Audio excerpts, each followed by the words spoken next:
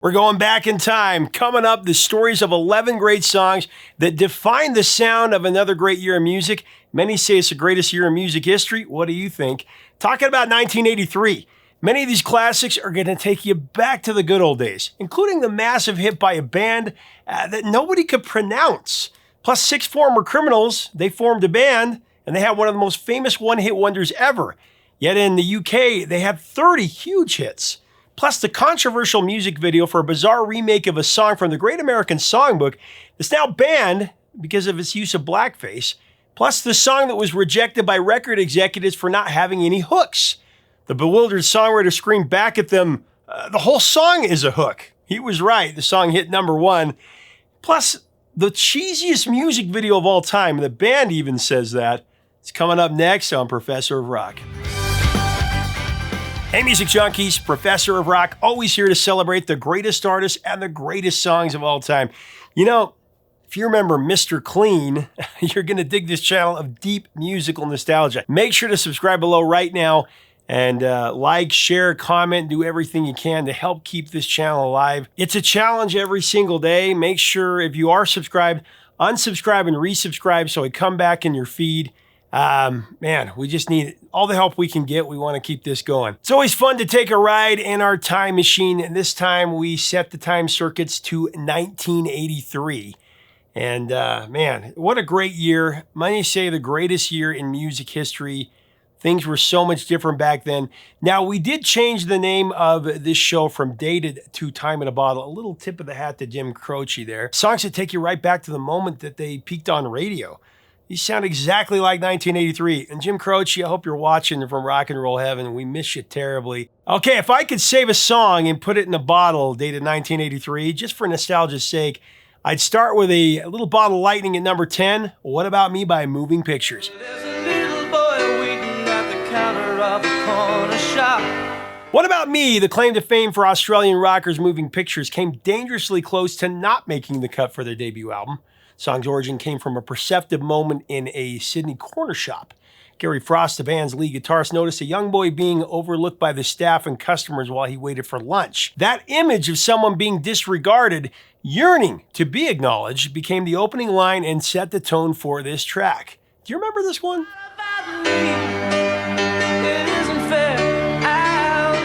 During the recording of the Days of Innocence LP at Sydney Studios 301, What About Me was initially treated as just a casual side tune and almost got permanently tossed aside, which is ironic given the inspiration for the song. The turning point, though, came when producer Charles Fisher caught Gary Frost and lead singer Alex Smith playing around with the melody on a studio piano, and he urged them to record it properly.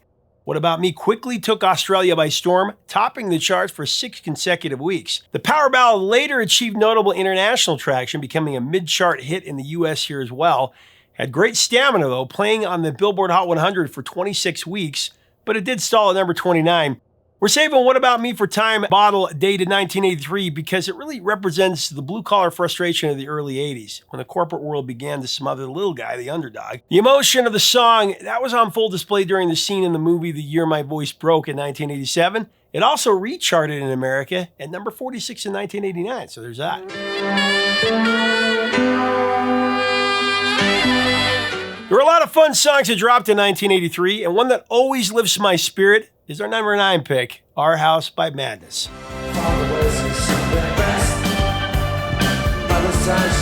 Our House, the ska pop snapshot that became the only top 40 hit in the States for Madness. It's interesting how a band can blow up on the other side of the ocean in their native UK and be one of the most renowned bands of its time. Over here in the States, though, just a one-hit wonder. Madness were trailblazers in their native England with 30 top 40 hits over the course of the 70s, 80s, and 90s, with 17 of those 30 going to the top 10. In America, they conquered the charts in 1983. This song was everywhere. It's a classic, though, that we're still singing along to pretty much every week. I hear it all the time. Madness is a band where every member came from a working-class family trapped in cramped quarters, and many of the members even had criminal records before they hit the big time. In fact, I think all 6 did. They were called the working man's Pink Floyd back then. So the lyrics of Our House were co-written by Cathal Chaz Smash Smith. And the band toyed with the idea that each member could write about their own family background, but Chaz was actually the only one that followed through on that. His contribution became the creative backbone for the heartwarming story of Our House. In 1982, Madness released their fourth album, The Rise and Fall, which featured Our House.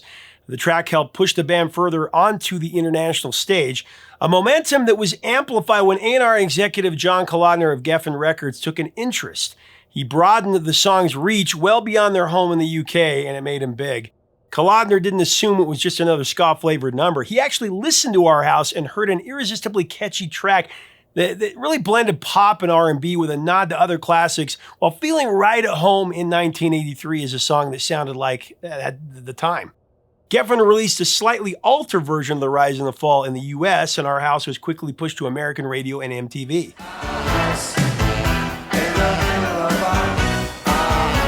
Wasn't long before the song cracked the top 10 and became a big hit. Interestingly enough, though, the song's original tempo was a lot slower, but the band, when they were playing it, it accelerated it and it shaped it into that signature groove that we know and love. That groove and the nostalgic force of Our House brings us back to our childhood like few other songs. That's why we're saving it in our time in a bottle.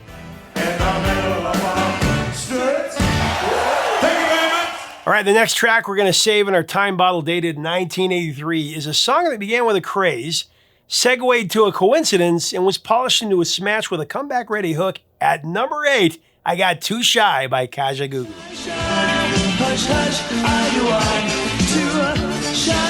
Kajagoogoo, they really began as an avant-garde outfit called Art Nouveau. They found their charismatic frontman in Christopher Hamill, who would soon be known as Lamal. He was working as a waiter at London's Embassy Club, and he crossed paths with Nick Rhodes of Duran Duran, a serendipitous meeting that helped set their future in motion. So Lamal remembered the club where he worked as a distinctly trendy spot, drawing a steady stream of famous patrons. On those shifts, he served drinks to music and media luminaries like Gary Newman, Boy George, and Nick Rhodes. Also Motorhead's icon Lemmy. Lemmy's at the heart of Lamal's favorite waiter story. He actually recalls a visibly drunk Lemmy getting so fed up with a slot machine that he started slamming it against the wall. That would have been funny to see. Security had to actually step in to keep him from causing real damage after he dumped a bunch of coins in and lost, and then right after he cooled off, the next person to drop in a coin actually hit a big win, so there was that. But it was a chance encounter with Nick Rhodes that was his highlight, because it ultimately led to Rhodes agreeing to produce Too Shy. Now, the band wrote Too Shy in bassist Nick Beggs' flat. They used a 10,000-pound boost from a business friend to upgrade their equipment and to better replicate the synth textures that were popular at the time. Kind of that pioneering sound that Depeche Mode was famous for in the early 80s. The instantly recognizable high-pitched high vocal at the end of the intro, that wasn't planned. Lamal was simply tuning his voice, and he was holding a note. Co-producer Colin Thurston thought it was really cool, and he chose to keep that moment in the final mix, giving the song a distinctive vibe in the popular new wave movement.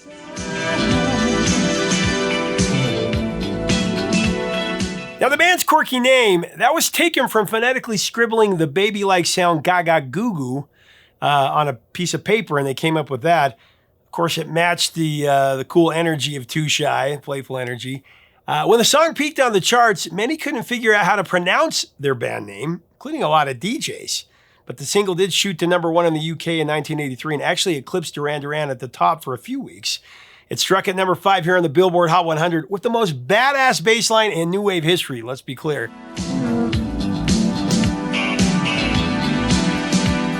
Really, to demonstrate the synth-pop new wave craze that was all the rage in 1983, we chose Too Shy for our time bottle because it was such a massive hit built around that sound. The perfect song for that. But the huge success of Too Shy, that came with some friction. Management favored Lamal, creating tension within the group that eventually led to him being sacked after Too Shy was a smash. Actually, they fired their lead singer after their biggest hit. It was kind of weird. Lamal had the last laugh, though. He was recruited by hitmaker Giorgio Moroder to sing the theme for The Neverending Story. That was Lamal's only solo hit, though. It climbed to number 4 in the UK and number 17 on the Billboard Hot 100. But Kajagoogoo never had another hit.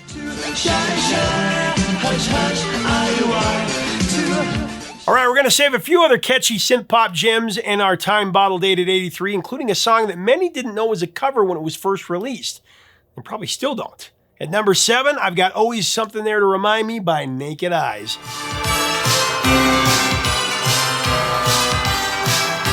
Honestly, Naked Eyes almost never pulled off their new wave remake. They were in Bristol putting together a demo tape when lead vocalist Pete Byrne had a flashback to Burt Bacharach's tune from the 60s. The problem was that he couldn't remember any of the words, really, except for the chorus. So they actually called a friend who read the lyrics to him over the phone, and they recorded the whole thing from that phone call from memory. The recording tell of Naked Eye's rendition, Always Something There to Remind Me, is full of little quirks. Pretty cool. For one, there's the Abbey Road moment. While they were laying down the final vocal takes at the famous London studios, they popped downstairs to check out a party that Paul McCartney was hosting. When they came back upstairs, Pete Byrne laid down the lead vocal in a single, flawless take. Great vocal there.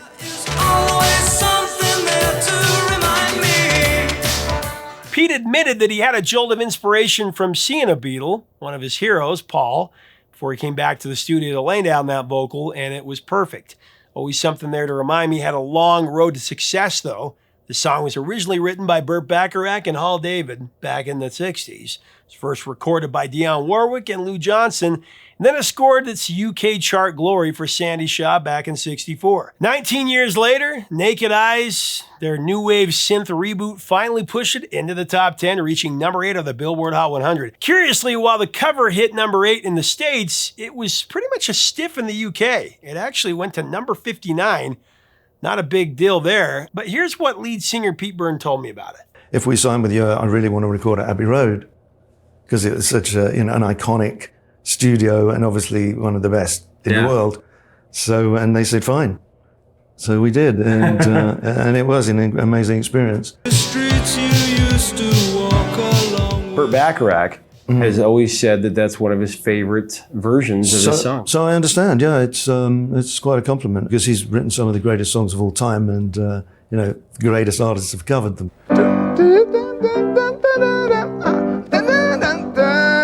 Okay, let's go. Same place. 237.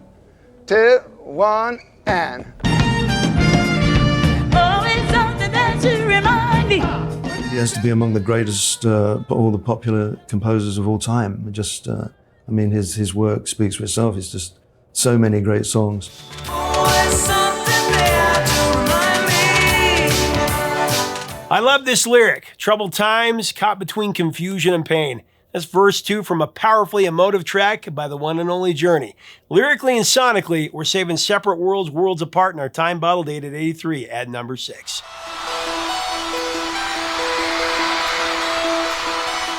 Separate Ways, Worlds Apart, that started from a rough run of bad luck and heavier than usual touring.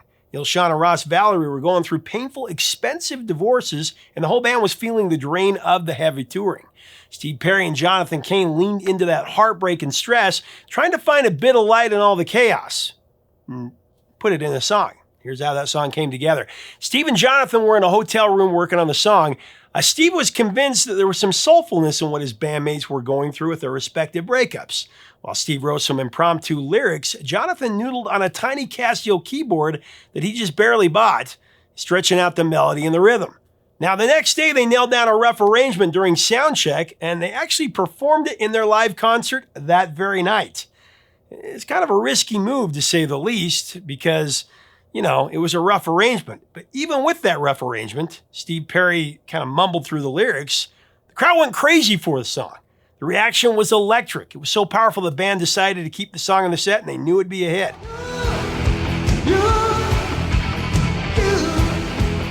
Now, I'm sure the band is really tired of hearing about how bad the music video was for Separate Ways.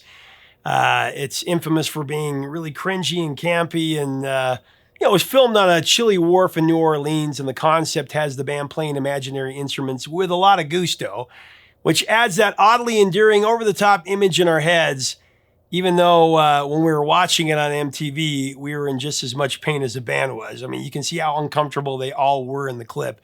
Even Neil Sean called it a disaster. Here's what he told me. It was like one of your original $3,000 videos. I forget what we spent on a video, but it was really ridiculously cheap, and that's why it looks so cheesy. It was that. It was a Steve Perry black and checkered. Man, it's like muscle shirt. All those videos that they kept trying to do these videos with a theme to it, where everybody's playing a part or acting. They were all cheese, man. Just terrible. Yeah. It was like live. There was nothing cheesy about it. But you try to stick us in a room and make everybody play a role and act. It was like terrible. Yeah. Really bad. Separate Ways was a highly anticipated release as the lead single for Journey's Frontiers album. As a follow-up to the enormous success of Escape, the expectations were really high and they came through. Separate Ways rose to number 8 on the Billboard Hot 100 and was one of the rockers that commemorated 1983 very well with its synth parts, if nothing else because of that stupid Air Band music video as well that pounded MTV. I love it.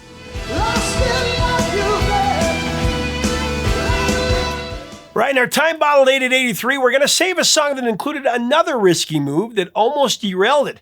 At number 5, I got Mickey by singer-choreographer Tony Basil.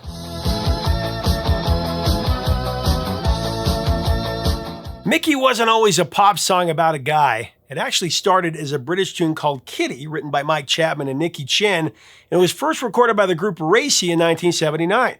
Now, when Tony Basil decided to do a cover for her debut album, she switched the gender to a guy and gave him the name Mickey. Then she added the cheerleader chant, a famous hook that kicks the song off. You know, Mickey, you're so fine, you blow my mind.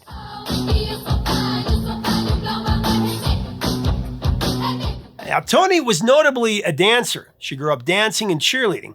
Tony had a clear memory of being a head cheerleader at Las Vegas High School, and she wanted to capture that energy and, the stomping feel of a basketball court on this track. When Tony told the executives at her record label Virgin Records about that chant, they pretty much laughed her out of the building. They thought it was a terrible idea. But Tony, she followed her gut. Now, Tony had tried to make it in the music business for a long time. Her first single had come out 16 years before that in 1967. She was nearly 40 years of age. She needed a hit. Now, she was convinced the chant would work well as the hook for the song, and a cheerleading scene would go over well on the camera. And the chant, well, that became the song's standout and a key visual moment in the video, just as Tony envisioned. Now, the video is famously low budget, and it's self-directed by Basil, with her performing in a real high school cheerleading uniform, her same uniform from 20 years before. There's also a long-running internet rumor that the name change to Mickey was because Tony had a crush on Mickey Dolenz. Mickey Dolenz of the Monkees. She'd actually worked with him on the psychedelic film Head. Tony said that that's not the case, though. He was just a colleague, and there wasn't enough of a personal connection for the song to be about him. Now, Mickey has its critics who call it disposable bubblegum. That song is catchy as hell, and we're going to save it in our time bottle.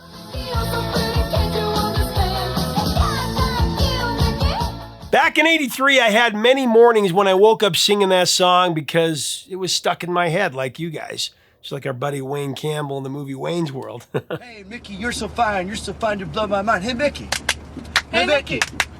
Mickey, Tony Basil's long hit, rode that infectious cheerleading chant all the way to number 1 of the Billboard Hot 100. Although Tony didn't have another hit, she consistently created the choreography for major tours, including tours for Bette Midler and Tina Turner, and for movies like House Bunny, Charlie's Ward, and Once Upon a Time in Hollywood. Now, sadly, even though Mickey was a massive hit and it sold almost 3 million copies, she only made a measly $5,000 from the song. Crazy.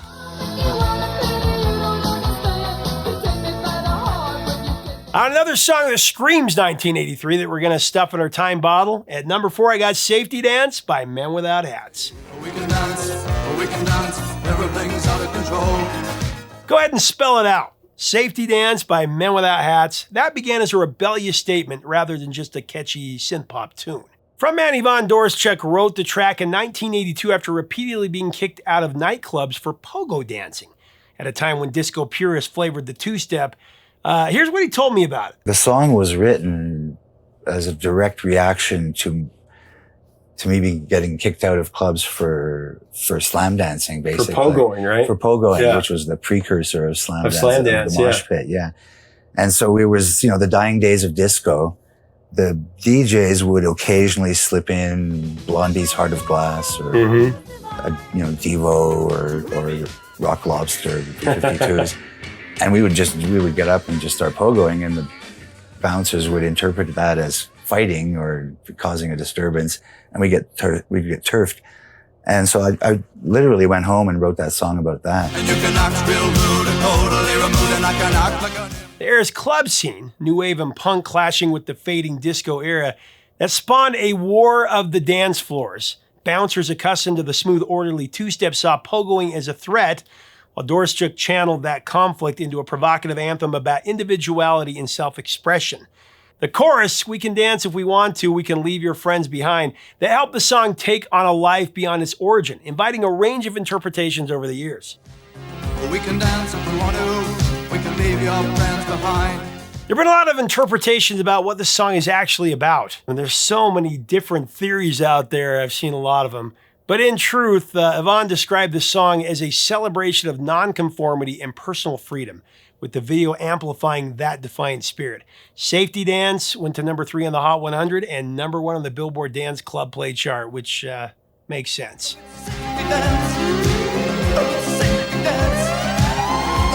All right, coming in at number 3 on our 1983 Time in a Bottle countdown, we have a song that we've never talked about on here ever, not even in any of our countdowns.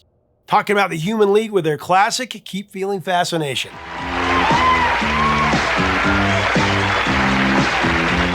It proved that synthesized dance pop could achieve massive polished commercial appeal without losing its eccentric edge. And 1983 pop music was moving toward this glossy synth-drenched sound. And accelerating right at the front was the Human League. And this song is perfect for that, Keep Feeling Fascination. It was a perfect snapshot of a stylistic shift.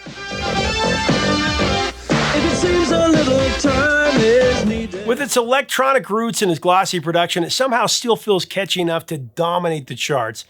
It was a track that helped lay the groundwork for what would become the MTV-era pop machine. Now, first off, Keep Feeling Fascination is a masterclass in synth pop production. Recorded at Genetic Sound in Berkshire, the track blends punchy, sequencer-driven synth hooks with a funky bass line and a drum machine rhythm. Just looking for a new direction. Released in April of '83 on the Fascination EP, it showed that electric dance pop could be both polished and massive in scope without losing that quirky edge that gave the Human League its identity. The vocal approach on Fascination was refreshingly democratic. Instead of one lead singer carrying the song, Phil Oakey, he trades lines with the female co-vocalists Susan Ann Sully and Joanne Catherall, and even gets a moment from Joe Callis, the band's keyboardist-guitarist. The result is a smooth call and response vibe that felt relatable, almost like the music was speaking with all of us, not just them between each other. That collaborative vocal model became a notable template for 1980s pop. Keep Feeling Fascination was an international sensation for the Human League. It went to number 2 in the UK and number 8 here on the Billboard Hot 100. And of course, it topped the Billboard Dance Club Play chart.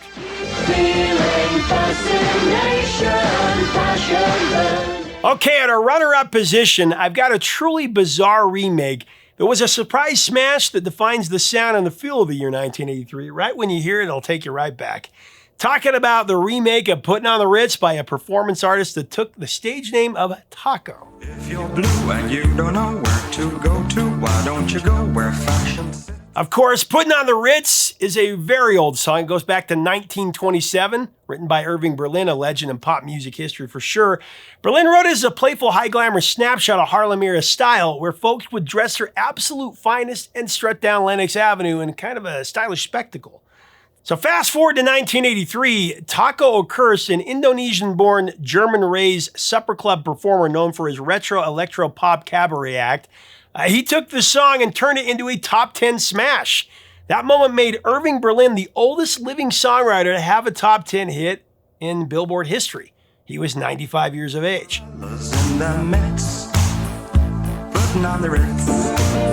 Now get this, several key executives at Polygram, which was Taco's record label, hated the song. Such as John Betancourt, who was the head of promotion for the label. John was given the directive to release the song as a single, and he followed that directive. But behind the scenes, he bet the A&R staff $1,000, which is like $5,000 now. He bet them that the song would be a complete bust. Well, he lost that bet, and he did pay up. The original music video for Taco's Puttin' on the Ritz was meant as a tribute to early 20th century America. But it went over a cliff when they decided to create a music video with their dancers in blackface during a few scenes, particularly during the Super Duper line. This caused the video to be banned from several TV networks, and later on, it's not shown at all. Consequently, an edited version was created, and dancers were replaced by a picture of Gary Cooper. All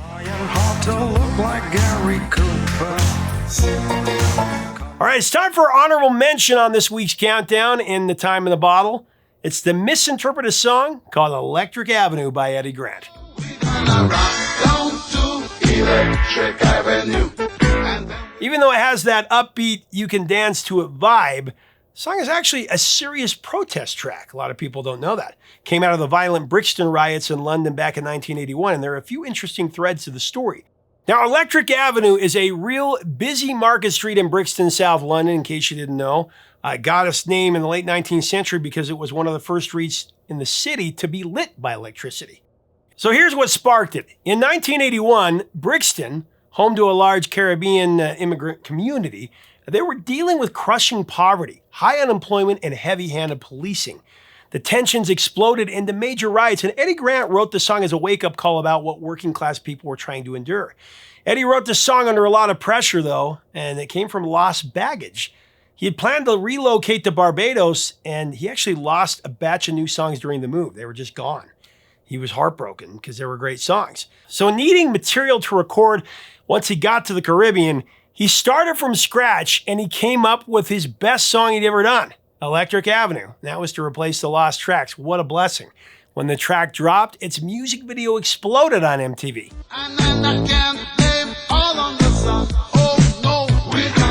Back then, MTV rarely played black artists, if at all, as you probably will see on the new Michael Jackson movie if you've seen it. So Eddie's heavy rotation on MTV helped pave the way for a lot of other black musicians to break through. Now that revving motorcycle-like sound on Electric Avenue, that came from nonlinear reverb, plus distortion on the downbeat.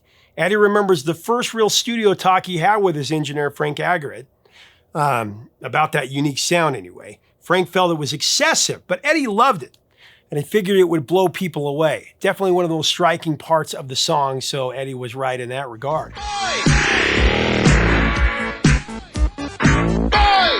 Electric Avenue is definitely going on our time capsule for '83 because it's one of the highest charting reggae-flavored pop songs ever.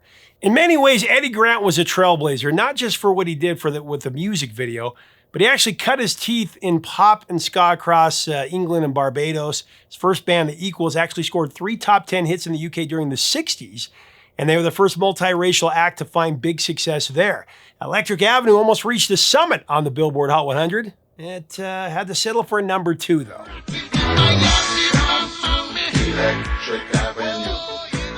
All right, our number 1 pick for the 1983 Time in a Bottle Countdown is definitely the most definitive 1983 sounding song of the year. It is a cultural landmark for the entire decade, though, with a lead vocal by a performer who revolutionized the image of a female pop star. This is Sweet Dreams Are Made of This by Eurythmics.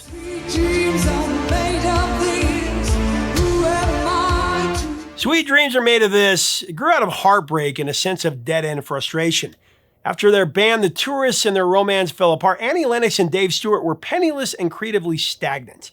Their haunting synth hook of Sweet Dreams, that came almost by accident during a jam session that almost went off the rails. So here's what happened. While tinkering in their makeshift home studio, Dave Stewart accidentally created that pulsating bass line that anchors the song. It was a total accident. He was just messing around trying to test it out. Annie Lennox heard it and blurted out, "What the hell was that?"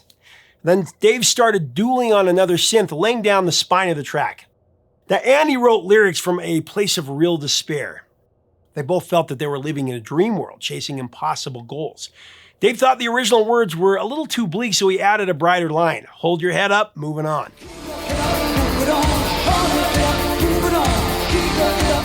So stop me if you've heard this one before. The RCA Records brass initially passed on releasing Sweet Dreams as a single. In their expert opinion, the track didn't have a traditional chorus. They just didn't think the hook was there. And the funniest story behind that is when Dave Stewart was sitting there with them, he was presenting the tune to them, and the executive said, "Well, the song doesn't really have a hook. I mean, where's the hook?" And the bewildered Dave Stewart said back to them, "What the hell are you talking about? The whole song is the hook." What a great line. Now, it wasn't until a DJ at WMMS in Cleveland started spinning an import vinyl copy on a continuous loop that the label finally relented, and of course it became a smash.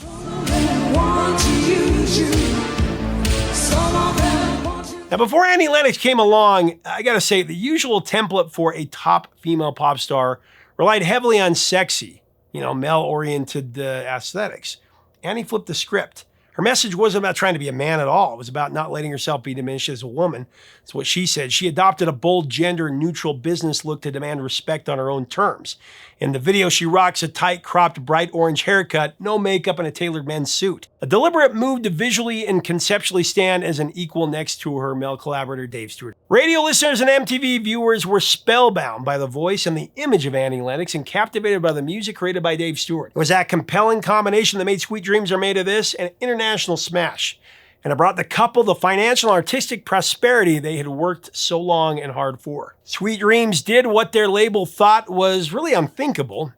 Shot to #1 on the Billboard Hot 100 and #2 in the UK, and became one of the most memorable songs of the 80s. Meanwhile, the video became the most played clip on MTV for a solid 2 months in 1983.